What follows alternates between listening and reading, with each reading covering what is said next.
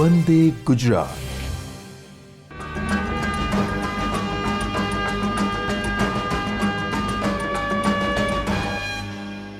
નમસ્કાર વિદ્યાર્થી મિત્રો, આજે આપણે એમ્પ્લોયબિલિટી સ્કિલ સબ્જેક્ટના લેસન નોન વર્બલ કોમ્યુનિકેશન વિશે સમજીશું. નોન વર્બલ કોમ્યુનિકેશન અને વર્બલ કોમ્યુનિકેશનનો તફાવત આપણે અગાઉના સેશન્સમાં ભણી ચૂક્યા છીએ. આજે આપણે મુખ્યત્વે નોન વર્બલ કોમ્યુનિકેશનની અંદરની આવતી બાબતો તથા તેના પ્રકારો તથા તેની અંદરની વિગતો ઝીણવટપૂર્વક સમજીશું. નોન વર્બલ કોમ્યુનિકેશનને સરળ ભાષામાં શબ્દો વગરનું કોમ્યુનિકેશન તરીકે ઓળખવામાં આવે છે. તો ચલો જોઈએ આપણે નોન વર્બલ કોમ્યુનિકેશન વિશે. નોન વર્બલ કોમ્યુનિકેશન એ કોમ્યુનિકેશનના શબ્દો વગરનું કોમ્યુનિકેશનનો એક પ્રકાર છે. નોન વર્બલ કોમ્યુનિકેશનમાં સૌપ્રથમ આપણને સાહજિક રીતે એક સવાલ થાય કે કોમ્યુનિકેશન કરવું શું વર્ડ વિના શક્ય છે? તો એનો જવાબ થાય છે હા, કારણ કે નોન વર્બલ કોમ્યુનિકેશન જ આપણને શબ્દો વગરના કોમ્યુનિકેશનના પ્રકાર અને તેનું મહત્ત્વ જણાવે છે. આપણે નોન વર્બલ કોમ્યુનિકેશનની વ્યાખ્યા દ્વારા તેની સમજ મેળવીશું. Non verbal communication is transmission of message or signal through a non verbal platform such as an eye contact, facial expression, gesture, posture and distance between two individuals. એટલે જે પણ કોમ્યુનિકેશન, જે પણ માહિતી અથવા ફિલિંગનું એક્સચેન્જ આપણે શબ્દો વિના કરીએ છીએ તે નોન વર્બલ કોમ્યુનિકેશન કહી શકાય. આપણે ઉપરોક્ત પ્રથમ ઇમેજમાં આપણે ફેશિયલ એક્સપ્રેશન દ્વારા જ એક કંટારાનો ભાવ બતાવતા એક બહેનનો ઇમેજ જોઈ શકીએ છીએ. એમાં એ બહેન એક પણ શબ્દ બોલી રહ્યા નથી, પરંતુ આપણને તેમનો કંટારાનો ભાવ અથવા નકારાત્મક ભાવ સ્પષ્ટપણે જોઈ શકાય છે.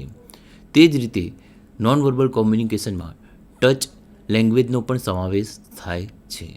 તે સિવાય આપણે જોઈ શકીએ છીએ કે બોડી મૂવમેન્ટ્સ અને પોસ્ચરનો પણ સમાવેશ નોન વર્બલ કોમ્યુનિકેશનની અંદર થાય છે. એ જ રીતે આપણે જોઈ શકીએ ઘણીવાર આપણે ચાલુ કન્વર્ઝેશનમાં આઈ કોન્ટેક્ટ દ્વારા પણ હા, ના કે સંમતિ જેવા શબ્દો વાપર્યા સિવાય પણ આઈ કોન્ટેક્ટ દ્વારા જ મેસેજ પાસ ઓન કરીએ છીએ. તે પણ એક નોન વર્બલ કોમ્યુનિકેશનનો જ પ્રકાર છે. આના સિવાય આપણે જોઈશું કે ગેસ્ચર એટલે ઇશારા. અલગ અલગ ઇશારા દ્વારા આપણે રોજિંદી જિંદગીમાં અલગ અલગ વસ્તુનો મેસેજ, શોર્ટ મેસેજીસ પાસ કરતા હોઈએ છીએ. આમ સંપૂર્ણપણે જોઈએ તો નોન વર્બલ કોમ્યુનિકેશન એટલે એવું કોમ્યુનિકેશન જે શબ્દો વગર ફક્ત ઇશારા, facial expression, eye contact, gesture, posture તેમજ ડિસ્ટન્સ દ્વારા સમજી શકાય તથા મેસેજ પાસ ઓન કરી શકાય તેવું કોમ્યુનિકેશન છે. હવે આપણે આની ડિટેલમાં આગળની સ્લાઇડમાં જોઈશું. તો નોન વર્બલ કોમ્યુનિકેશનમાં સેન્ડિંગ અને રિસીવિંગ વર્ડલેસ મેસેજીસ દ્વારા થાય છે. અને તે મેસેજ કોના દ્વારા પાસ ઓન થાય છે? તો via facial expression, body language, eye contact, posture કે અન્ય ગેસ્ચર દ્વારા પણ તે મેસેજ પાસ ઓન આપણે કરીએ છીએ. તો તેવા કોમ્યુનિકેશનને આપણે નોન વર્બલ કોમ્યુનિકેશન કહીશું. એટલે કે શબ્દો વિનાના કોમ્યુનિકેશન તરીકે પણ ઓળખવામાં આવે છે. આપણે નોન વર્બલ કોમ્યુનિકેશનમાં શેનો સમાવેશ થાય છે તેનો પણ અભ્યાસ કરી લઈએ મિત્રો. પહેલી જ વસ્તુ છે first impression includes dress, grooming, voice, handshake, eye contact અને બોડી પોસ્ચર. જે રીતે કોઈપણ વ્યક્તિમાં ફર્સ્ટ ઇમ્પ્રેશનમાં આપણે એક શબ્દ પણ કોઈ વ્યક્તિ બોલે નહીં અને એ રૂમમાં આવે તો આપણે જોઈએ કે એને કયો ડ્રેસ પહેર્યો છે, એનો વોઇસ કેવો છે, એના ડ્રેસિંગ પરથી આપણે એને અનુમાન લગાવીએ કે આ વ્યક્તિ, પૂર્વાનુમાન લગાવીએ છીએ કે આ વ્યક્તિ આવો હશે. ત્યારબાદ તેના સેન્સ દ્વારા, તેની હાઇજીન દ્વારા કે એને સ્વચ્છતાના ધોરણ કેવા છે, તેના ચહેરામાં સ્વચ્છતાના ધોરણો જોઈએ છે તથા તેના કેવા કપડાં પહેર્યા છે, ફોર્મલ વ્યવસ્થિત કપડાં પહેર્યા છે, સ્વચ્છ કપડાં પહેર્યા છે કે નહીં, ઇસ્ત્રીબંધ કપડાં પહેર્યા છે કે નહીં, તથા તેની આ બેસવાની સ્ટાઇલ બરાબર એ અલગ અલગ ચિહ્નો દ્વારા આપણે એ વ્યક્તિ વિશે, એની પર્સનાલિટી વિશે શું કરીએ છીએ? પૂર્વાનુમાન લગાવીએ છીએ. તો એવું જ કહેવાય છે, first impression is the last impression. એટલે આપણે જોઈએ કે જે વ્યક્તિ હજુ એક પણ શબ્દ બોલ્યો નથી, પરંતુ જેવો તે ઇન્ટરવ્યુઅર તેને ઇન્ટરવ્યૂ રૂમમાં આવતા જોવે છે, તેના દ્વારા જ તેનો શું કરે છે? ક્યાસ કાઢી લે છે કે એ વ્યક્તિ કેવો હશે, એનું પૂર્વાનુમાન લગાવી દે છે. તો આપણે જોઈ શકીએ છીએ કે આપણે રોજિંદી જિંદગીમાં એક પણ શબ્દ બોલ્યા વગર કોઈપણ વ્યક્તિનું પૂર્વાનુમાન લગાવતા આપણે એની ડ્રેસિંગ સેન્સ, એની ચાલવાની સ્ટાઇલ, એના ઇશારા, તેની બોડી લેંગ્વેજ તથા તેનું હાઇજીન અને તેના કુલ ટોટલ ઓલ ઓવર પર્સનાલિટી પર આપણું ફોકસ વધુ રહે છે. ત્યારબાદ તેના વર્ડ ઉપર જાય છે. તો સૌપ્રથમ આપણે તેના જે અપિયરન્સ છે એના ઉપર સૌપ્રથમ ફોકસ રહે છે. તો એ જ રીતે આપણે સૌપ્રથમ સમજવાનું છે, જ્યારે તમે ઇન્ટરવ્યૂ માટે જઈ રહ્યા છો તો વર્બલ કોમ્યુનિકેશન જેટલું ઇમ્પોર્ટન્ટ છે એટલું જ નોન વર્બલ કોમ્યુનિકેશન પણ ઇમ્પોર્ટન્ટ છે. કારણ કે જ્યારે પણ તમે સામે ઇન્ટરવ્યુઅરને કન્વિન્સ કરવા માટે કે તમે તે જોબ માટે સક્ષમ છો તે કન્વિન્સ કરવા માટે જશો, ત્યારે તમારું વર્બલ કોમ્યુનિકેશન તો ધ્યાને લેવાશે જ, પરંતુ નોન વર્બલ કોમ્યુનિકેશન પણ વધુ ધ્યાનમાં લેવાશે. કારણ કે એવું કહેવામાં આવે છે કે કુલ 100% હોય કોમ્યુનિકેશનના, એમાં 50%થી પણ ઉપરનો ફાળો નોન વર્બલ કોમ્યુનિકેશનને ભારે આવે છે. કારણ કે શબ્દો બોલવામાં આવે છે, પરંતુ શબ્દોના પીચ ઓફ ટોન તથા તે બોલવાને લય તથા તેની સાથે જોડાયેલ ફેશિયલ એક્સપ્રેશન તેમજ તેની સાથે જોડાયેલ તમારી બોડી લેંગ્વેજ, તે તમામ વસ્તુઓ નોન વર્બલ કોમ્યુનિકેશનની વસ્તુઓ છે, તે ખૂબ જ ભારો નોંધાવે છે. તેથી દરેક વ્યક્તિએ પોતાના ફેશિયલ એક્સપ્રેશન, આઈ કોન્ટેક્ટ રાખવો, તેવી બાબતો ખૂબ જ કન્વર્ઝેશન કરતી વખતે અથવા કોમ્યુનિકેશન કરતી વખતે ખૂબ જ ધ્યાનમાં લેવી જોઈએ. હવે આપણે આગળની સ્લાઇડમાં જોઈશું કે વ્યક્તિએ ફર્સ્ટ ઇમ્પ્રેશન વખતે શું ધ્યાનમાં રાખવું જોઈએ. તો સૌપ્રથમ આપણે જોઈએ તેની ડ્રેસ અને ગ્રૂમિંગનું ખાસ ધ્યાનમાં રાખવું જોઈએ. વ્યવસ્થિત કપડાં પહેરવા જોઈએ, પ્લસ વોઇસ લો કોન્ફિડન્સ ના બતાવે તેવો હોવું જોઈએ તથા તેના હેન્ડશેક કરતી વખતે ફર્મ હેન્ડશેક. ઘણા લોકોને હેન્ડશેક કરતી વખતે, કોઈ સ્ત્રી હોય એની સાથે હેન્ડશેક કરતી વખતે જેટલો આપણે ટૂથપેસ્ટમાંથી પેસ્ટ નીકાળીએ એટલો જ ફર્મ હેન્ડશેક કરવાનો છે, ના કે એને હાથ દબાવી દેવો, હાથ છોડવો નહીં, હાથ ઉદ્ધતાથી દબાવવો, વધારે વજન આપવું અથવા ખૂબ જ ઓછા વજન આપવું, એ પ્રકારની જે ભૂલો છે તે ટાળવી જોઈએ. પરંતુ એકદમ નોર્મલ હેન્ડશેક કરવો જોઈએ. જ્યારે તમારે કોઈ ઉપરી અધિકારી અથવા કોઈ વ્યક્તિ જોડે હેન્ડશેક કરવાનું આવે ત્યારે એ બાબતનું ધ્યાન રાખવું કે 2 વાર જે હેન્ડશેક કર્યા બાદ ધીમે રહીને હળવો હાથ છોડવો, ત્યારબાદ એ હળવો હાથ છોડે ત્યારબાદ તમારો હાથ છોડવો જોઈએ. એ રીતે તમારે હેન્ડશેકના પણ એકદમ સ્મૂથલી એ પ્રક્રિયા પતાવવી જોઈએ. ત્યારબાદ આઈ કોન્ટેક્ટમાં મહત્તમ લોકો આંખમાં આંખ મિલાવીને વાત કરી શકતા નથી, પરંતુ એ વખતે એવું ખાસ ધ્યાનમાં રાખવું કે જ્યારે તમે ઇન્ટરવ્યુઅર 1-to-1 ઇન્ટરવ્યૂ હોય તો ચાલે છે, પરંતુ જ્યારે ઇન્ટરવ્યૂ પેનલ સમસ્ત બેઠી હોય છે કે 3 જણા હોય ને તમે સામે એકલા હોય, ત્યારે તમે જો જવાબ આપો તો જે ઇન્ટરવ્યૂ તમારી સામે સવાલ પૂછે છે તો એની સામે આઈ કોન્ટેક્ટ રાખવો તથા જે સવાલ પૂછ્યો છે એનો જવાબ આંખમાં આંખ મિલાવીને આપવો તથા જે બાજુના 2-3 જે ઇન્ટરવ્યુઅર છે તેમના સામે પણ થોડું જોઈને તમારે એનો જવાબ આપવાનો રહે છે. એવું નથી કે કોઈ એક જ ઇન્ટરવ્યુઅર સામે તમે ઇન્ટરેક્શન કરો અને બીજા 2 ઇન્ટરવ્યુઅર, જે દાખલા તરીકે 3 ઇન્ટરવ્યુઅર હોય, તમે ગુડ મોર્નિંગ કહો છો તો ગુડ મોર્નિંગ 3 વ્યક્તિ માટે છે, તો તમારે 3ની સામે નજર ફેરવતા ગુડ મોર્નિંગ કહીને પછી પોતાની સીટ ગ્રહણ કરવાની છે. તો થેન્ક યુ કહો, એ રીતે પણ થેન્ક યુમાં પણ તમે જ્યારે કોઈ એક 1-to-1 કન્વર્ઝેશનની બદલે જે ઇન્ટરવ્યૂ પેનલ છે એના તમામ સભ્યોને સરખો ન્યાય મળે એ રીતે તમે દરેકને મહત્ત્વ આપતા હોય એ રીતે તમારે દરેક સભ્ય જોડે શું કરવું રહેશે? આઈ કોન્ટેક્ટ રાખવો પડશે.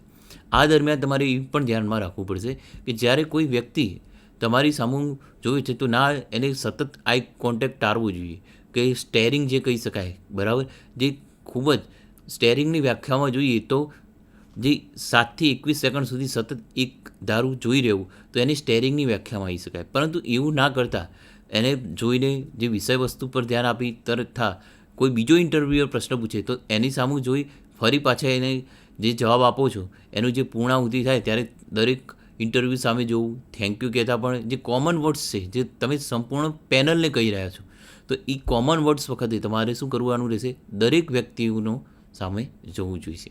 આ વખતે વિદ્યાર્થીઓએ ખાસ ધ્યાનમાં રાખવાનું છે કે ઇન્ટરવ્યૂના પર્સનલ એપિયરન્સ કરતાં કે એના પર્સનલ ફોકસ કે સ્ટેરિંગ ન કરતાં સંપૂર્ણપણે જે પૂરેપૂરી પેનલ છે તેના દરેક સભ્ય સાથે આઈ કોન્ટેક્ટ થોડી સમય માટે જાળવી રાખવાનું રહે છે.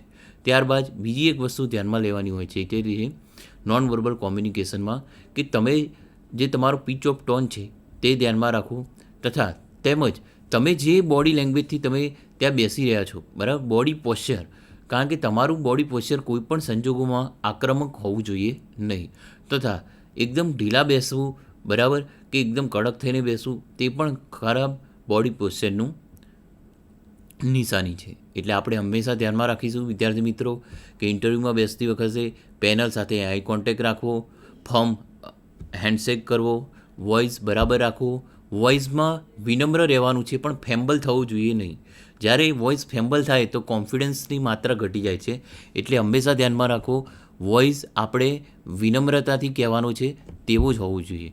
ઘણા વિદ્યાર્થી મિત્રો ગભરાઈ જતા હોય અથવા અતિ ઉત્સાહમાં આવીને જ્યારે ઇન્ટરવ્યૂમાં એપિયર થાય છે ત્યારે એ ભૂલી જાય છે કે તે એમનો વોઇસ કે અથવા પીચ ઓફ ટોન બરાબર જળવાઈ રહ્યો નથી. એટલા માટે હંમેશા ધ્યાનમાં રાખવું કે જ્યારે તમે ઇન્ટરવ્યૂમાં જાઓ છો તો જે પણ વોઇસમાં તમે જે જાળવી રાખો છો તે એકદમ વિનમ્ર હોવું જોઈએ, એમાં કોર્ટસી હોવી જોઈએ, તથા તમે તેમાં જે રીતનું અપિયરન્સ રાખો છો, તમારું બોડી લેંગ્વેજ, તમારે બેસવાનું કે બિનજરૂરી હાથ હલાવવા, બિનજરૂરી પગ હલાવવા, બરાબર, કે આજુબાજુ જોવું, પછી દાંત બીસવા, બરાબર, કે હોઠોને દાંત વડે ચવાવવા, બરાબર, એ અજાણતા જતી જે ભૂલો છે તે તમામ ભૂલો ટાળવાની કોશિશ કરવી જોઈએ. તે ગભરાવણ, નર્વસનેસ એવા સિગ્નલ આપે છે જે વ્યક્તિ જે પ્રેશર ટાઈપ ઇન્ટરવ્યૂ હોય છે તેમાં ફેલ થાય છે. જે પ્રેશર ચેક કરતા હોય છે, ઘણી પોસ્ટો મુજબ જે પ્રેશર ચેક કરતા હોય છે કે આ વ્યક્તિ પ્રેશર હેન્ડલ કરી શકે છે કે શું, દબાણમાં આ વ્યક્તિ કઈ રીતે કાર્ય કરે છે. તો એ માટે એવું બની શકે 2-3 સવાલ એવા પૂછે જેનાથી તમે દબાણમાં આવી જાઓ, પરંતુ તમારા જે નોન વર્બલ સ્કિલ છે, તમે જો જવાબ તો દરેક કેન્ડિડેટ ના જ આપવાનો છે કે નથી આવડતું એ જ આપવાનો છે, પરંતુ તમે એ ના કેવી રીતે પાડો છો, તથા એ વખતે તમારી બોડી લેંગ્વેજ કેવી છે, તમે એ પોઝિટિવ સકારાત્મક જે વાતાવરણ બનાવ્યું છે ઇન્ટરવ્યૂનું, જે ઇન્ટરવ્યૂ વખતનું, એ તમે હેન્ડલ કરી શકો છો કે નહીં, એ મુખ્યત્વે બાબત છે વિદ્યાર્થી મિત્રો. એટલે હંમેશા ધ્યાન રાખવું કે તમે એનું ડિનાય કરશો કે એને ના પાડશો તો પણ તમારે જે જવાબ આપો છો એનાથી તમારું વોઇસ ફંબલ ના થવું જોઈએ. બીજી વસ્તુ, તમારા આઈ કોન્ટેક્ટ જાળવી રાખવું જોઈએ, તમારો કોન્ફિડન્સ ડાઉન ના થવો જોઈએ, તમારા બિનજરૂરી બોડી મૂવમેન્ટ્સ અટકાવવી જોઈએ. આ તમામ વસ્તુ તમારે ઇન્ટરવ્યૂમાં ધ્યાનમાં રાખવાની છે. હવે આપણે આગળની સ્લાઇડમાં જોઈશું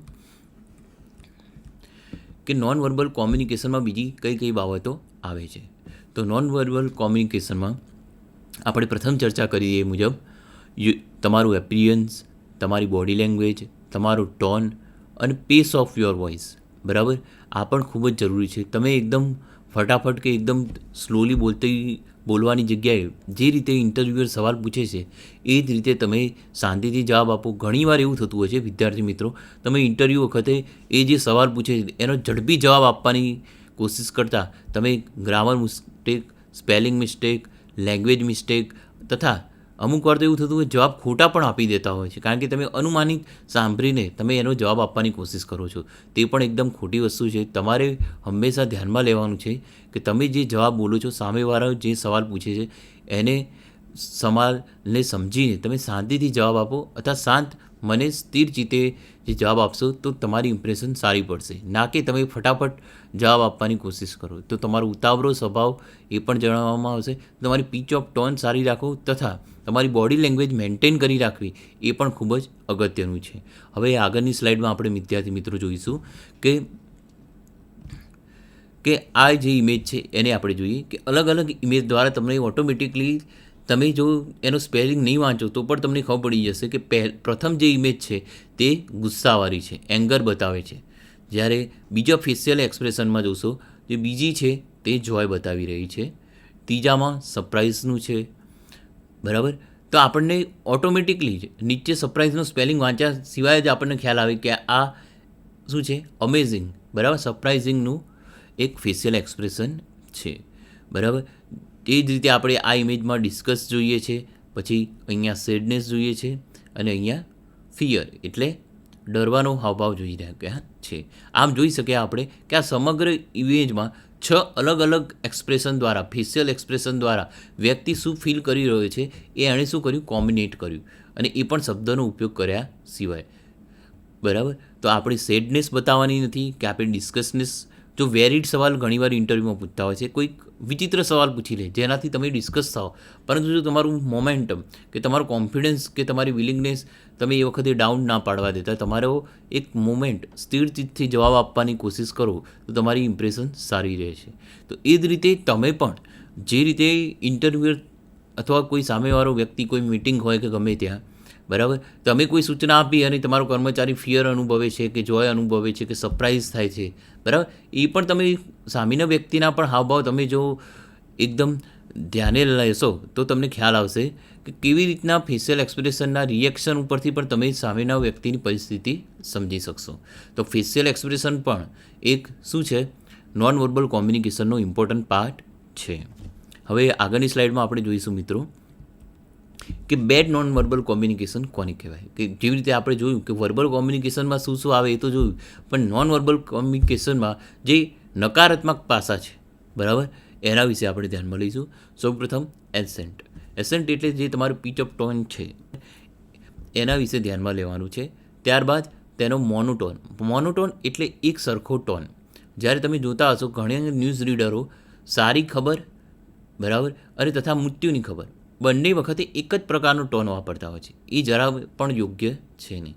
તમે જો એક જ પ્રકારનો ટોન લાંબા સમયગાળા સુધી વાપરો તો સામેવાળી ઓડિયન્સ અથવા સામેવાળા શ્રોતાગણ અથવા શ્રોતા શું થશે, બોર થઈ જશે અને બોરિઝમનો ભાવ આવશે. એટલા માટે હંમેશા ધ્યાનમાં રાખવું, તમારો જે અવાજ છે ઘણીકવાર 20-25 સેકન્ડે તમારો અવાજનો ટોન શું થવો જોઈએ, એમાં માઇનોર જે કહેવાય એ શું થવું જોઈએ, ફ્લક્ચ્યુએશન થતું રહેવું જોઈએ. જેવા તમારા હાવભાવ છે, તમારો જે પ્રકારની વાત મૂકી રહ્યા છો એમાં આરોહ અને અવરોહ બંનેની સ્થિતિ જળવાવી જોઈએ. એને કહેવાય છે મોનોટોન. એટલે એક સરખો ભાવ તમારે મોનોટોન રાખવાનો નથી, પરંતુ તમારે જે તે શબ્દ છે, જે તે વાક્ય છે એ ઉપર અને નીચે એ રીતે તમારું વાક્ય પૂર્ણ કરવાનું છે. જે રીતે વિનંતી કારક શબ્દ હોય તો એમાં જે લાસ્ટ શબ્દ હોય છે, જી, હાજી, બરાબર, હોય છે, તો એ વખતે તમારો પીચ ઓફ ટોન ઊંચો નહીં, પરંતુ આરોહની નહીં, પરંતુ અવરોહની રીતે રાખવાનું છે.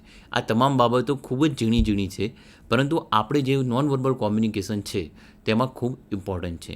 એ જ રીતે જો કોલ્ડ અને લિમ્પ હેન્ડશેક એક નર્વસનેસ બતાવે છે. જો તમે હેન્ડશેક કરો પરંતુ જો વોર્મ નથી રાખી શકતા, અને તમારે જો હેન્ડશેક કરવામાં તમે એકદમ ઢીલો હેન્ડશેક રાખો છો, અથવા તમે હેન્ડશેક કરવામાં એકદમ એને પૂર્ણ રીતે કરતા નથી હેન્ડશેક, બરાબર, અથવા ખૂબ વધારે વજનથી એને હાથ દાબી દો છો આ રીતે, તો એ પણ એક ખરાબ હેન્ડશેકની નિશાની છે. તમારે ફક્ત નોર્મલ પ્રેશર આપવાનું છે. અને 2 વાર આ રીતે હેન્ડશેક થયા બાદ થોડો ઢીલો છોડી દો તમારો હાથ, તેથી એ પણ સામેવાળો વ્યક્તિ સહેજ હાથ જે તમે મિલાયો હશે એ થોડો ઢીલો છોડશે. ત્યારબાદ તમે સરળતાથી હાથ વાપસ લઈ શકો છો, બરાબર, ફરીથી પાછો હાથ લઈ શકો છો. તો હંમેશા ધ્યાન રાખવું, હેન્ડશેક કરતી વખતે બિનજરૂરી પ્રેશર આપો નહીં.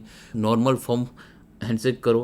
2 વાર હેન્ડશેક થયા બાદ તરત જ હાથ ઢીલો મૂકો. ત્યારબાદ એ પણ ઢીલો હાથ મૂકશે. ત્યારબાદ તમે ધીમે રહીને હાથ છોડી દો. એકદમ તમારે હાથ ભીસવાનો પણ નથી કે હાથ છોડી દેવાની પણ ઉતાવળ કરવાની નથી. સામેવાળા વ્યક્તિ સાથે, બરાબર, એક ફર્મ હેન્ડશેક કરવાથી પણ એક પોઝિટિવનેસ ઇનિશિયેટિવ લઈ શકાય છે, કે એક પોઝિટિવથી તમારું એક કન્વર્ઝેશન સ્ટાર્ટ થઈ શકે છે. હવે આપણે જોઈ શકીશું કે કેવી ભૂલો કરતા હોઈએ છીએ નોન વર્બલ કોમ્યુનિકેશનમાં. એ છે સેલ્ડમ આઈ કોન્ટેક્ટ. ઘણા વ્યક્તિઓ એવું હોય છે કે કોઈ આખી પેનલ છે, સામે 3 વ્યક્તિઓ બેઠા હોય તો સામે કોઈ એક જ વ્યક્તિ સામું જોઈ રહ્યા હોય. એની સિવાય તમારે શું કરવાનું છે, દરેક વ્યક્તિની સાથે સરખું જોવાનું છે. જ્યારે તમે કોમન વર્ડ બોલતા હોય ત્યારે તો ફરજિયાત તમે જ્યારે કોમન વર્ડ બોલી રહ્યા ત્યારે તમે તમામ ઇન્ટરવ્યૂ પેનલને શું કરી રહ્યા છો, ગુડ મોર્નિંગ કહી રહ્યા છો, અથવા થેન્ક યુ સર, મેડમ, બરાબર. જ્યારે મેડમ હોય, બરાબર, અને સર બંનેની મિક્સ પેનલ આવી હોય તો તમારે એવું નથી રાખવાનું કે મેડમને નહીં બોલીએ, સાઈડમાં બેઠા છે એટલે ચાલશે, સર સામે બોલી રહ્યા છે અને મને પૂછી રહ્યા છે તો હું સર સામું જ જોઉં. જ્યારે તમે કોમન થેન્ક યુ બોલી રહ્યા છો તો thank you sir or madam, thank you madam or sir, એ રીતે દરેક સામું જોઈને દરેક વિશે શું કરીશું? દરેક સાથે આઈ કોન્ટેક્ટ જાળવીશું. હવે આગળની સ્લાઇડમાં આપણે જોઈશું મિત્રો કે કેવી રીતે આપણે શું કરીશું કે લેંગ્વેજના ગેસ્ચર સમજીશું. ઓકે, પુઅર પોસ્ચર ક્યારેય રાખવાનું નથી અને બેડ હાઇજીન રાખવાની નથી. એ બંને વસ્તુ શું કરે છે? અવરોધ પેદા કરે છે. બેરિયર એટલે અવરોધ, બરાબર. ક્યારેય આપણે પોતાના ખભા ગમે તેટલું લાંબુ ચાલે ઇન્ટરવ્યૂ, ક્યારેય ખભા ઢારી નથી દેવાના, તથા આપણે ક્યારેય પણ બેડ હાઇજીન સાથે, બરાબર. ઘણા ઇન્ટરવ્યૂમાં જતી વખતે બે શર્ટના બટન ખુલ્લા રાખવા, બિનજરૂરી મસાલો ચાવવો કે બિનજરૂરી ખણવું, બરાબર, બિનજરૂરી પગ ઉપર પગ ચડાવી આંગળીઓ ઘસવી, બરાબર, બિનજરૂરી પગ હલાવવા, તથા એવા તમામ ઘણા લોકો અનાયાસે જ, ઘણાને એવી ટેવ હોય છે કે અનાયાસે જ એ લોકો શું કરે છે? આ વસ્તુ કરતા હોય છે, એમને એનો ખ્યાલ હોતો નથી. તો આ વસ્તુ આપણે હંમેશા ધ્યાનમાં રાખીશું. એવું નથી કહેતા કે તમે ઇન્ટરવ્યૂમાં જઈને આમ બેસી જ જાઓ. હા, તમે તમારી આર્ગ્યુમેન્ટ માટે હાથની મૂવમેન્ટ કરી શકો છો, બરાબર. તમે તમારે હકારાત્મક ચહેરાની મૂવમેન્ટ કરી શકો, હા નાની જવાબ આપી શકો છો, પરંતુ તમારી જ્યારે પણ તમારી જે મૂવમેન્ટ છે એ પોઝિટિવલી તમારા કન્વર્ઝેશન સાથે શું હોવી જોઈએ? કનેક્ટેડ હોવી જોઈએ. જો કનેક્ટેડ હશે તો તમારી એક પોઝિટિવ ઇમેજ બનશે. તમે કોઈ છુપાવતા નથી તેવું રહેશે. હંમેશા ધ્યાનમાં રાખો, હંમેશા હાથ વિછાયેલા ના રાખો. ક્યારે પણ એ બિનજરૂરી પ્રેશર ક્રિએટ કરે છે. એટલે હંમેશા હાથ ખુલ્લા નીચે રાખીને ટટ્ટારું બેસવું, બરાબર. અને દરેક જે પણ ઇન્ટરવ્યુઅર છે એની સાથે શું કરીશું? આઈ કોન્ટેક્ટ જાળવીશું. હવે આપણે આગળ વધીશું સ્લાઇડમાં કે ગેસ્ચર વિશે માહિતી મેળવીશું. તો લેંગ્વેજ ઓફ ગેસ્ચર. ગેસ્ચર એટલે ઇશારા. Each individual isolated gesture is like a word sentence. આપણે આમાં જોઈ રહ્યા છીએ કે બે મિત્રો એકબીજાને સામું જોઈને વિચારી રહ્યા છે અને બીજામાં પણ એ રીતની વસ્તુ જોઈએ. તો આપણે ફક્ત ઇશારાથી સમજી શકીએ છીએ કે બે વ્યક્તિ વચ્ચે શું ચાલી રહ્યું છે. તો એ જ રીતે બીજું ગેસ્ચર જોઈશું, પજેશન ગેસ્ચર. જ્યારે તમે કોઈ ગાડી પર આ રીતે ફોટો પડાવો છો તો gesture showing a pride of ownership. એટલે તમને એ વસ્તુના તમે માલિક છો એનું શું છે? ગર્વ છે, બરાબર. તો જે રીતે તમારું ગેસ્ચર હોય એ ઉપરથી ઓટોમેટિકલી જ આ ચિત્ર પરથી ઓટોમેટિકલી જ કોઈ વ્યક્તિ સામાન્ય અનુમાન લગાવી શકે છે કે આ ગાડી એની છે, બરાબર.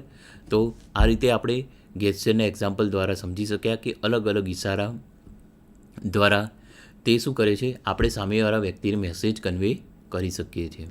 હવે આગળ જોઈશું, the face is one of the most reliable indicator of person attitude, emotion and feeling.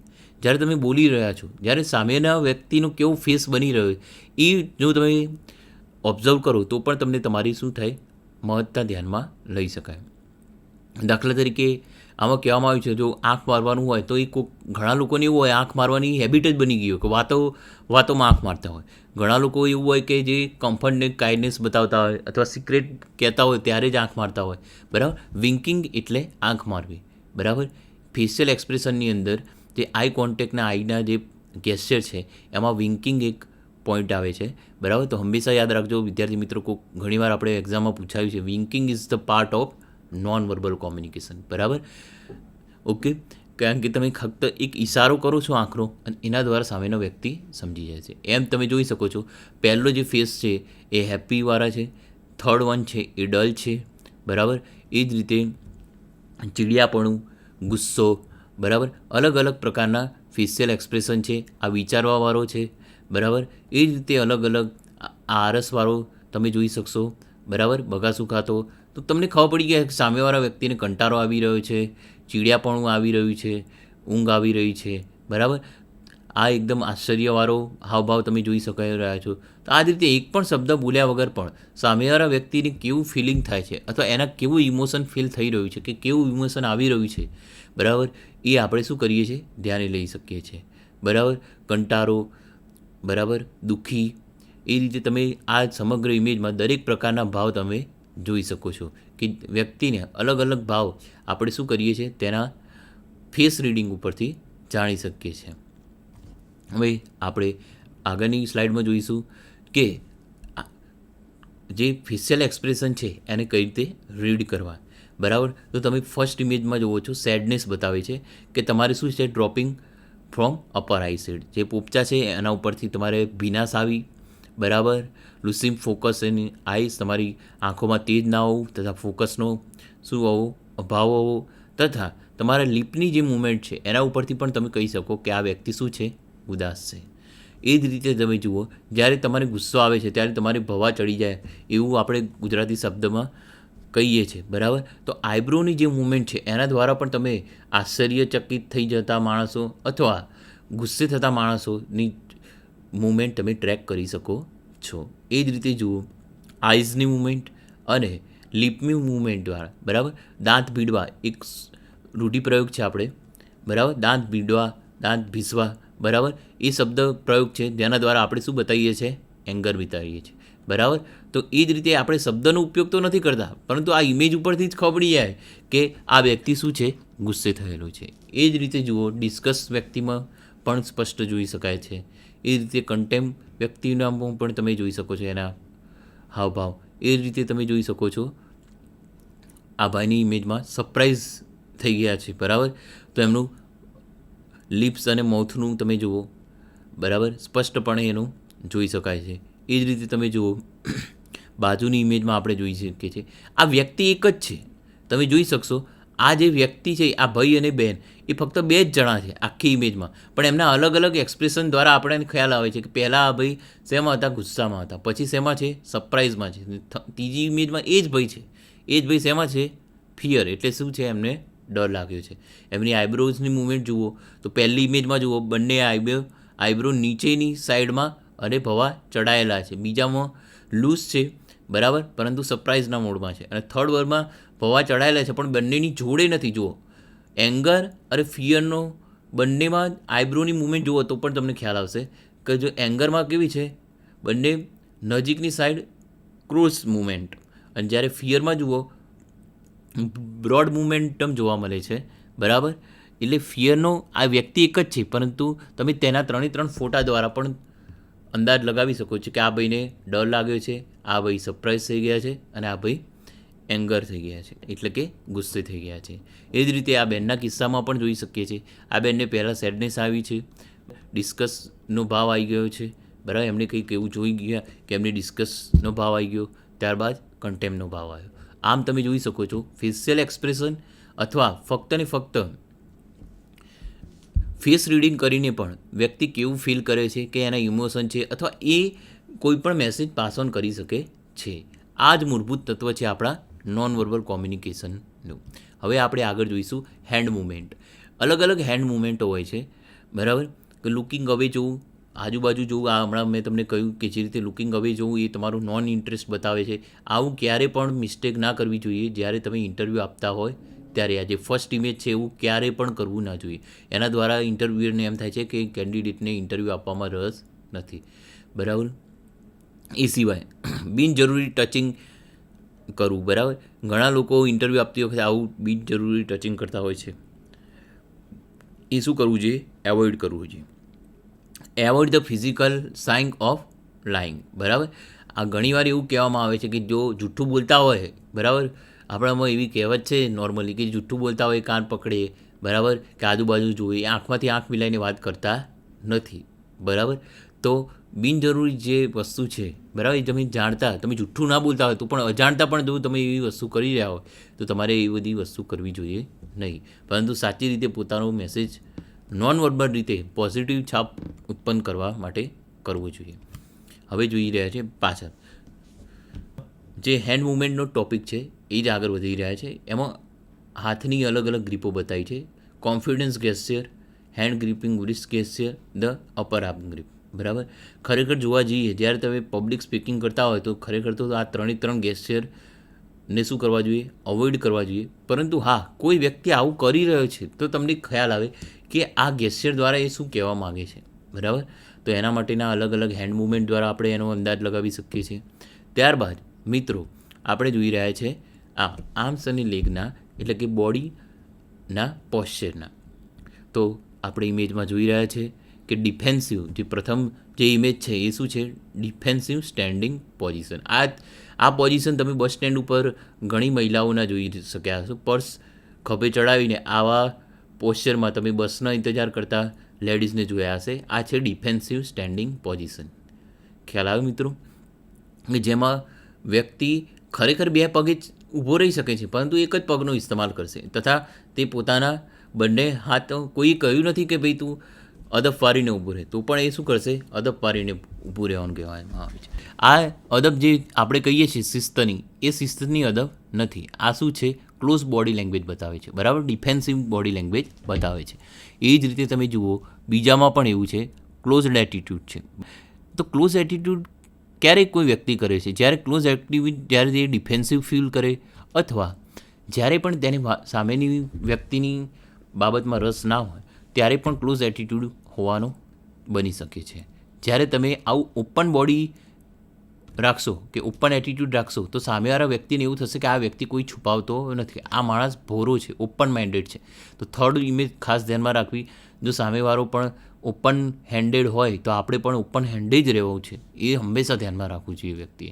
ક્યારેક ક્લોઝ હેન્ડ રાખીને વાતચીત કરવી જોઈએ નહીં. એમાં પણ ખાસ કરીને જ્યારે સામેવાળો વ્યક્તિ જ્યારે ઓપન હેન્ડેડ હોય તો તમે પણ ઓપન હેન્ડેડ દ્વારા હેન્ડના ઇશારા દ્વારા એને સમજાવી કે કન્વિન્સ કરી શકો છો. તમારી જે વાત છે એમાં નોન વર્બલનો ઉપયોગ કરીને પણ વધુ સકારાત્મકતાવાળું વાતાવરણ બનાવી કોમ્યુનિકેશનને વધુ અસરકારક અને અર્થપૂર્ણ બનાવી શકો છો. મિત્રો, હવે આપણે આગળ વધીશું. પોશ્ચર, બરાબર. આપણે અગાઉ નોન વર્બલ કોમ્યુનિકેશનમાં ગેસ્ચર, બોડી લેંગ્વેજ, આઈ એક્સપ્રેશન, ફેસ એક્સપ્રેશન, એ તમામ બાબતો જોઈ. હવે આવે છે પોશ્ચર. પોશ્ચર, આ 3 ઇમેજ આપણે જોઈ રહ્યા છીએ. વ્યક્તિ એક જ છે પણ કઈ રીતે ઊભો રહે છે તે ઉપરથી આપણને કોન્ફિડન્સ કે એનો થાકાઈ ગયેલો છે કે જેટલા પણ પુઅર પોશ્ચર અને ગુડ પોશ્ચર વચ્ચેનો તફાવત ખ્યાલ આવે છે. ઘણા વ્યક્તિઓ અનાયાસે ઢૂબાળું ચાલતા હોય અથવા ઢૂબાળું રહેતા હોય, ઊભા રહેતા હોય, એવી વસ્તુ આપણે જોઈ શકીએ છીએ. એ પુઅર પોશ્ચરનો શું છે, એક પ્રકારનો પ્રકાર છે. તો તમે જોઈ શકો છો કે જે વ્યક્તિ ખરેખર ઊભો છે તેમાં ફ્લેટ બેક છે, ફોરવર્ડ હેડ છે, બરાબર. એ તમામ વસ્તુઓનો આપણે અભ્યાસ કરવાનો છે. આમ જો ગુડ પોશ્ચરમાં એને શું કર્યું છે, બેલેન્સ અપરાઇટ પોશ્ચર વાપર્યું છે, જેની અંદર શું થાય છે, વ્યક્તિએ નોર્મલ જ ઊભું રહેવાનું છે. ગુડ પોશ્ચર એટલે એનું મિનિંગ ક્યારે પણ એવું નહીં થાય, ગુડ પોશ્ચર એટલે એનું મિનિંગ ક્યારે પણ એવું નહીં થાય કે તંગ ઊભા રહેવું. એ હંમેશા ધ્યાનમાં રાખવું. ઘણા લોકો એવું વિચારતા હોય છે કે તંગ ઊભા રહીશું તો જ સારા લાગીશું. એવું એકદમ ગેરમાન્યતા છે, એકદમ ખોટી વસ્તુ છે. પોશ્ચર હંમેશા નોર્મલ પરંતુ સ્ટ્રેટ અને અપરાઇટ હોવું જોઈએ. જે રીતે આપણને બીજી ઇમેજમાં જોવા મળે છે, બેલેન્સ અપરાઇટ પોશ્ચર. આ એકદમ આદર્શ વસ્તુ છે, બરાબર. એના દ્વારા તમારું વ્યાજબી કોન્ફિડન્સ બતાવવામાં આવે છે અને ગુડ પોશ્ચર જોઈ શકો છો.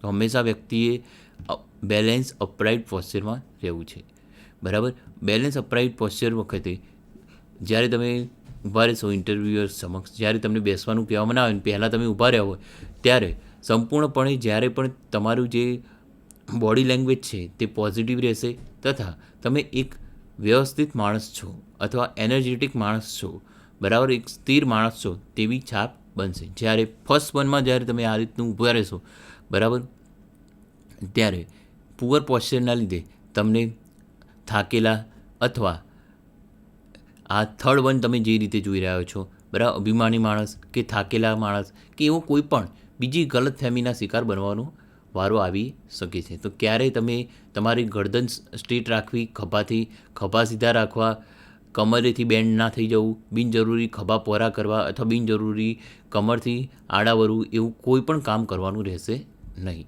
એટલે હંમેશા વ્યક્તિએ પોતાનું પોશ્ચર એક આદર્શ રીતે, બરાબર, ખૂબ તંગ ન થઈ જાય, નોર્મલ સાઈડમાં ખભા રાખવા, બરાબર, કમરથી સ્ટ્રેટ રહેવું, બરાબર, અને એક બેલેન્સ પોશ્ચર રાખવાનું રહેશે. આમ જોયું મિત્રો આપણે કે પોશ્ચર હંમેશા આપણે શરીરનું કેવી રીતે આપણે કેરી કરીએ છીએ, આપણા શરીરને આપણે કઈ રીતે હલનચલન માટે અથવા બેસવા અથવા ઉઠવા માટે વાપરીએ છીએ, એ આપણું એક પોશ્ચર નક્કી કરે છે. અને જો ગુડ પોશ્ચર હોય તો આપણામાં એક સ્થિરતા, સ્થિર પર્સનાલિટી અથવા ગુડ પર્સનાલિટી અથવા એક કોન્ફિડન્સ માણસ તરીકેની ઇમેજ એક ક્રિએટ કરે છે. તેમજ ઘણા એનર્જેટિક એક વાઇબ્સ એક વાતાવરણમાં ઊભા થઈ શકે છે. હવે આપણે આગળ જોઈશું મિત્રો અલગ અલગ બેસવાની સ્ટાઇલ. ઓપનનેસ ફર્સ્ટ ઇમેજમાં જોઈ રહ્યા છે, ઓપનનેસ વર્સસ ડિફેન્સિવનેસ, બરાબર. ઘણા લોકોને આવી આદત હોય છે પગ ઉપર પગ આંટી પાડીને બેસવાનું, ખરેખર એ મેડિકલ રીતે પણ ખરાબ છે તથા સામેવાળા વ્યક્તિના માટે પણ ખરાબ છે. લોકોને આને ફેશન સમજતા હોય છે, પણ ખરેખર એ વસ્તુ શ્વાસની દૃષ્ટિએ પણ ખરાબ છે. બરાબર, લાંબા ગાળે આ રીતે બેસવાથી તમારો શ્વાસ પણ બગડી શકે છે તથા એક કોમ્યુનિકેશનની ભાષામાં ડિફેન્સિવનેસ પણ બતાવે છે. તો વ્યક્તિએ હંમેશા માપના પગ જે કમ્ફર્ટેબલ કુદરતી જે રીતે રહેતા હોય એ રીતે રાખી બંને ખભાથી નોર્મલ રાખીને જ વાત કરવી જોઈએ. જો તે એવું ના કરે તો એ વ્યક્તિને શું થાય છે, એક સામેવાળા વ્યક્તિ પ્રત્યે એક સસ્પેન્શન, એક વ્યક્તિ છુપાતો હોય એ વસ્તુ રાખતી હોય. બરાબર, એ જ રીતે આપણે થર્ડ ઇમેજમાં જોઈ રહ્યા છીએ કે રેડીનેસ માણસો અને બોર થઈ ગયા હોય, બરાબર, કંટાળો આવતો હોય તો કેવા માણસ કેવી રીતે બેસે છે એ રીતનો ભાવ જોઈ શકીએ છીએ. એ જ રીતે આપણે જોઈ રહ્યા છીએ કે ફ્રસ્ટ્રેટ થઈ ગયો હોય માણસ, બરાબર, મૂંઝવણમાં આવી ગયો હોય, હતાશા નિરાશામાં આવી ગયો, તો એ માણસ કઈ રીતે બેસે છે, એના હાવભાવ, એના પોશ્ચર, બરાબર, એની બોડી લેંગ્વેજ કેવી છે એ જોઈએ છે. એ જ રીતે આપણે જોઈએ છીએ સેલ્ફ કંટ્રોલ, માણસો કેવી રીતે આરામ ફરમાવે છે તથા નર્વસ થઈ ગયા હોય એવા વ્યક્તિઓ કેવી રીતે બેસી રહ્યા છે. આ રીતે આપણે અલગ અલગ બોડી લેંગ્વેજના અભ્યાસ દ્વારા આપણે જોઈ શકીએ કે વ્યક્તિઓના અંદરના મનોસ્થિતિ અથવા અંદરના મનોભાવો દ્વારા એ વ્યક્તિ કેવી રીતે બેસે છે. દાખલા તરીકે કોન્ફિડન્સવાળા વ્યક્તિઓ એની સામે ઇનસિક્યોરિટી ફીલ કરતા હોય એવા વ્યક્તિઓ કેવી રીતે બેસી રહ્યા છે એ આપણે જોઈ શકીએ છીએ. તો આમ સંપૂર્ણ ઇમેજોનો અભ્યાસ કરતાં આપણને ઓલ ઓવર ખ્યાલ આવે કે ભાઈ કેવી રીતે બોડી લેંગ્વેજ, બરાબર, વ્યક્તિ કેવું ફીલ કરી રહ્યો છે અથવા એની અંદરની મનોસ્થિતિ કેવી છે એ ઓટોમેટિકલી પોતાની બોડી લેંગ્વેજ દ્વારા બતાવે છે. હવે આપણે આગળ વધીશું મિત્રો. જુઓ, આ જે ઇમેજો છે તમે એક જ વાર જોઈને ખ્યાલ આવી જાય કે કોણ માણસ ખુશ છે, કોણ કન્ફ્યુઝ છે, કોણ ચિંતાગ્રસ્ત છે, કોણ કંટાળી ગયું છે, કોણ અભિમાની છે અને કોણ એનોય થયેલું છે. બરાબર, તો સૌપ્રથમ આપણે જોઈશું પહેલી ડિફેન્સિવ. બરાબર, જ્યારે આ કર્મચારી, આ લેડીઝ કર્મચારી પ્રથમ ઇમેજમાં આપણે સ્પષ્ટપણે જોઈ શકાય છે.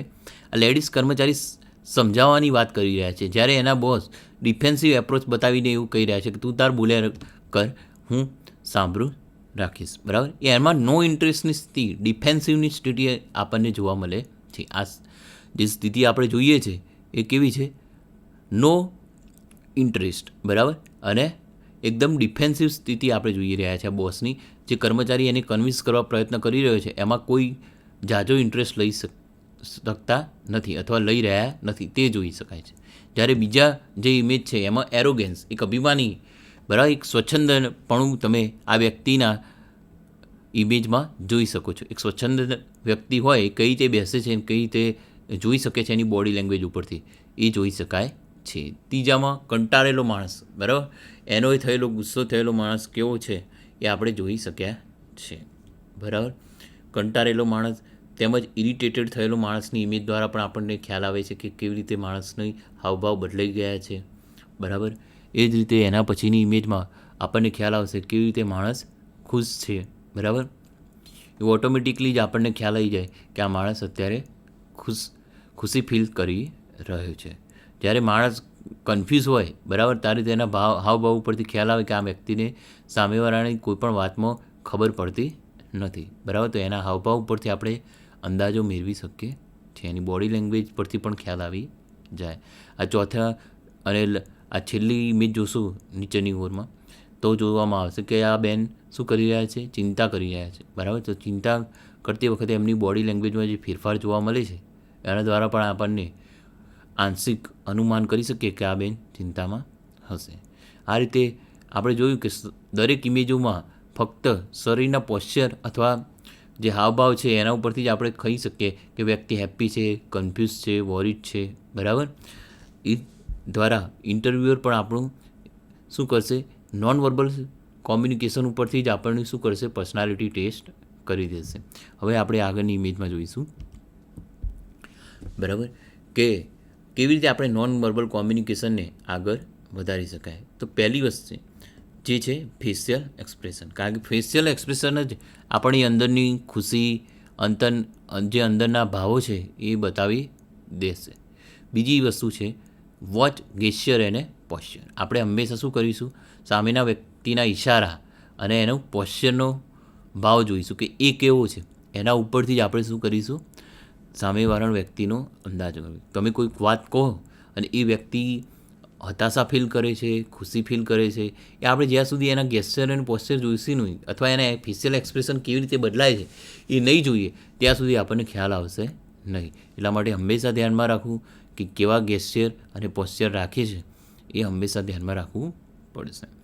અને એ સિવાય જ્યારે તમે ઓબ્ઝર્વર, એવું કહેવામાં આવે છે good observer is also good understanding, બરાબર, અને ગુડ કોમ્યુનિકેટર, બરાબર. જ્યારે તમે એક સારા ઓબ્ઝર્વર બની જાઓ, બરાબર, ત્યારે તમને ખ્યાલ આવે કે આપણે એનું ફિઝિકલ એપ્રિહેન્શન્સ અને એના ફેશિયલ એક્સપ્રેશનમાં જે ચેન્જ આવે, તો આપણે બોલ્યા એ વાત એને ગમી કે નહીં, એ એને એક્સપેક્ટ કરી કે નહીં, બરાબર, કે એને એકદમ સ્ટ્રેન્જ લાગ્યો છે, એને ખુશી થઈ છે, એને નથી ગમી કે ગમી છે, બરાબર, અથવા એને કેવું રિએક્શન આપ્યું છે, બરાબર, કંટાળાજનક રિએક્શન આપ્યું છે, ખુશીનું આપ્યું છે, અમેઝિંગનું, બરાબર, આશ્ચર્યચકિત થઈ ગયું છે, બરાબર. એ અલગ અલગ બાબત આપણે છે ને એના ફિઝિકલ એપ્રિહેન્શન, ફેશિયલ એક્સપ્રેશન, ગેસ્ચર અથવા પોસ્ચર પરથી જ ખ્યાલ મેળવી શકીએ છીએ, બરાબર.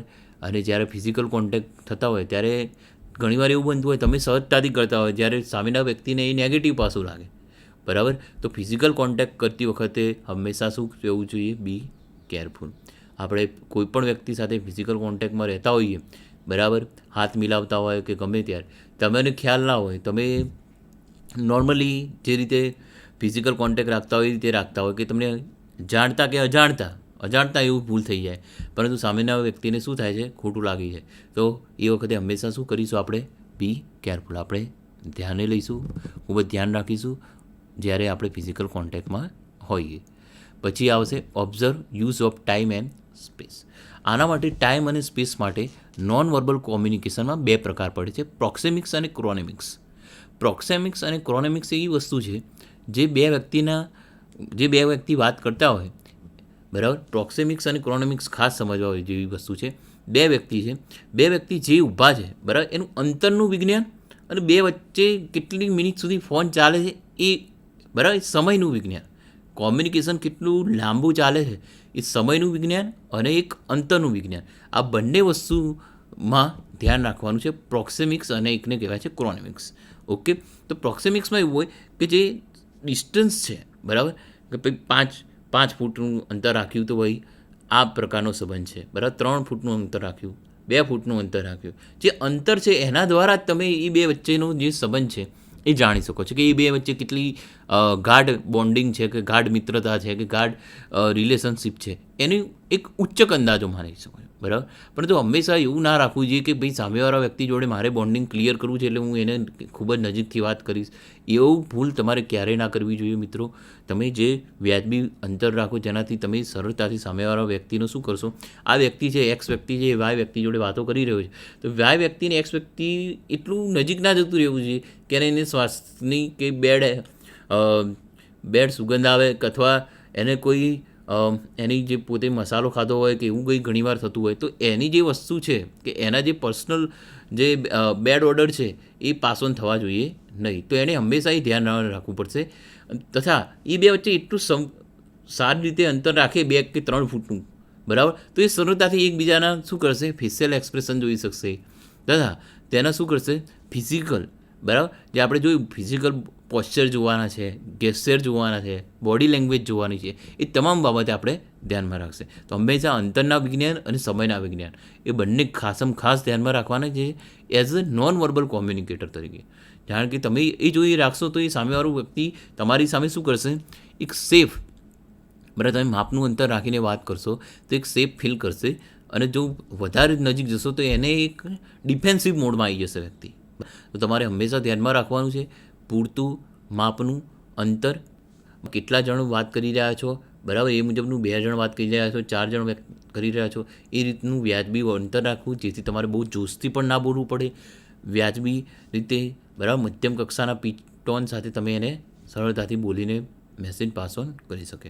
તો પ્રોક્સેમિક્સ અને ક્રોનેમિક્સ એ બે વસ્તુ આપણે ધ્યાનમાં રાખી શકીશું. એને ટાઈમ અને સ્પેસ સાથે સંબંધ છે. હવે આપણે આગળ વધીશું.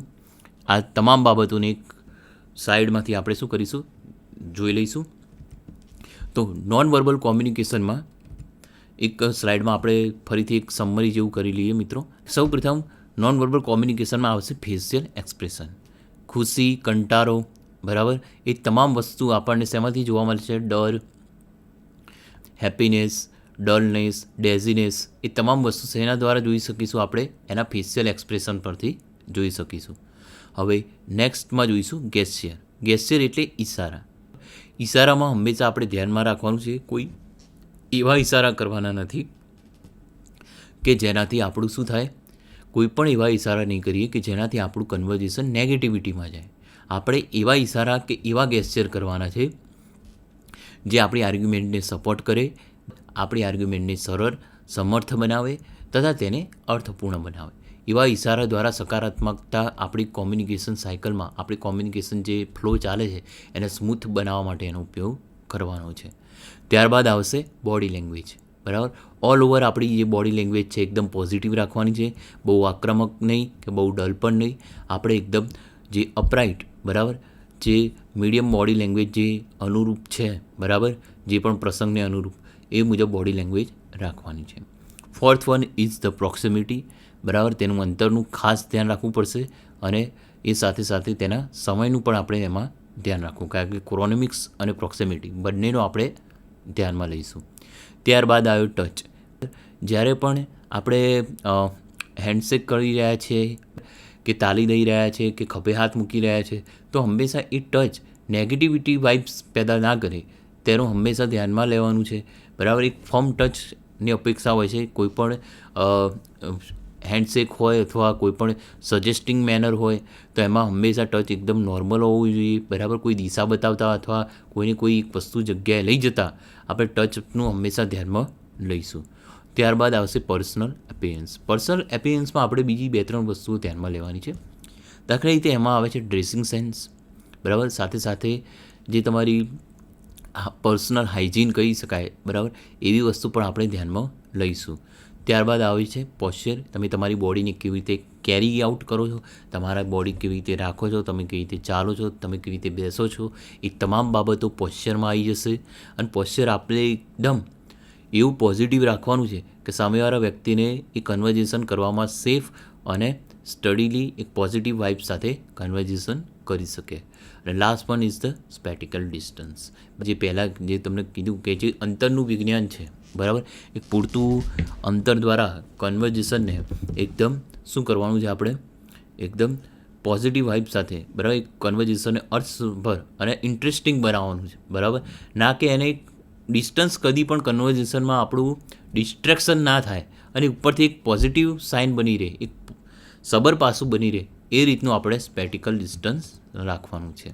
આમાં આપણે જોયું કે નોન વર્બલ કોમ્યુનિકેશન એ જે કુલ કોમ્યુનિકેશન છે એના 55% પણ વધુ એના પર્સન્ટેજ છે, વધુ ઇમ્પોર્ટન્ટ છે. તમારું પીચ ઓફ ટોન, તમારું એપિયરન્સ, તમારા ફેશિયલ એક્સપ્રેશન, એ તમામ બાબતો, બરાબર, એ ખૂબ જ કન્વર્ઝેશનમાં ઉપયોગી છે.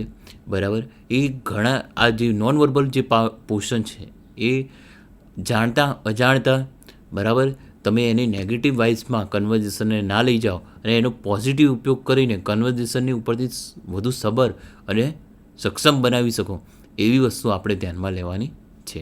આમ આપણે જોયું કે નોન વર્બલ કોમ્યુનિકેશન અલગ અલગ ગેસ્ચર, પોશ્ચર, ઇશારા, બરાબર, સાઇન લેંગ્વેજ, પેરા લેંગ્વેજ, બરાબર, pitch of tone, appearance, gesture, posture, બરાબર, આ અને બોડી લેંગ્વેજ દ્વારા આપણે શું કરીએ છીએ? મેસેજ પાસ ઓન કરી શકીએ છીએ.